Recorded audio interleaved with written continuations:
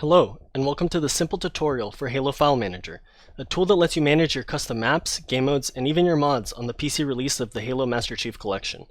This tool is designed to help lobby hosts manage large libraries of custom files in an intuitive, flexible way, and they can add or remove them to the game at the click of a button. No more file management, no more chasing down paired variants, more time playing. In this tutorial, I'm going to show you the custom map and game variants manager first, and then I'll show you the custom mods manager second. Alright, let's get to it. First, download and extract Halo File Manager anywhere you like. Then, open it and run the executable. The first time you open it, it will ask you to configure your appropriate directory paths. First, point the Master Chief Collection path to where your game is installed. Once you have the right folder selected, just click Enter, and it will enter the folder in here. Next, configure any of the relevant file paths. You don't have to use all of them, only the ones you're going to need. Alright, I'm almost done on my end. The last one I set was for my Halo custom mods. For this to work, you need to have a custom mods folder, and then in there, for each of your mods, you have your map files inside individual folders. That's how it'll know. This is all I need, that's all I have. Let's continue. So you understand what's going on, let me quickly show you what's going to be happening. This is my Halo Master Chief Collection installation folder. Let's go into the game I want to manage, Halo 3. In here, I have some custom folders that I made that have my custom variants and mods. We'll get back to those later.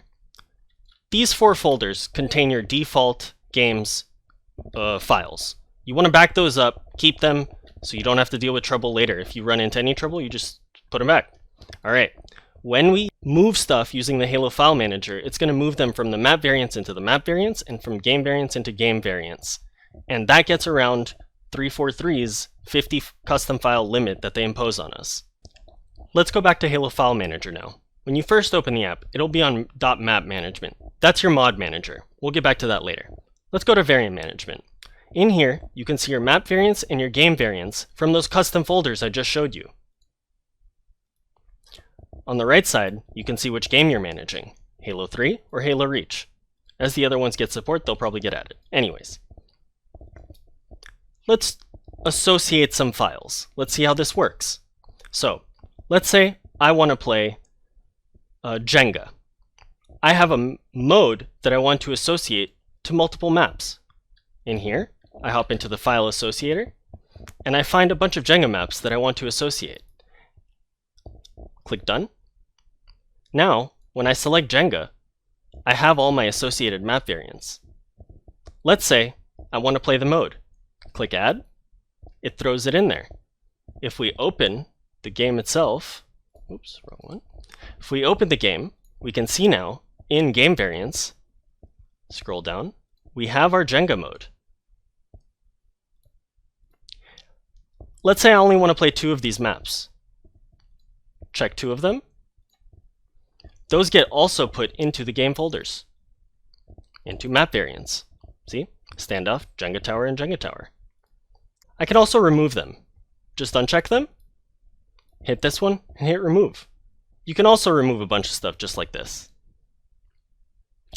Managing Halo Reach. Let's say I only want to play Rocky Race, but I don't want to associate it with the map. No problem, just throw it in. You can also associate maps to game variants. It works the same way. It is bidirectional. If I select this, it's already there, ready to play. Let's go back to Halo 3 and associate a few more. I have a game variant for Grifball. I'm going to associate that to both my Grifball maps. I happen to have a file naming scheme that helps me associate things, so all I have to do is search it up, Grifball. Press Done, they're associated. Alright, I'm almost done associating. Let's see what I got here. So since this is already highlighted, and in the game, it'll have this checked. Quickly removing, quickly adding. As for the map management for your mod files, first, you're going to have to set that file path properly. To do so, make sure that you have in your mods folder that you set as a file path, that you have individual folders for each map file that you want to change. Or not each one, but each mod.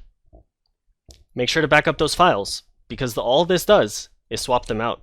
When I click this, it's going to switch the one in the game. That's it. Enjoy.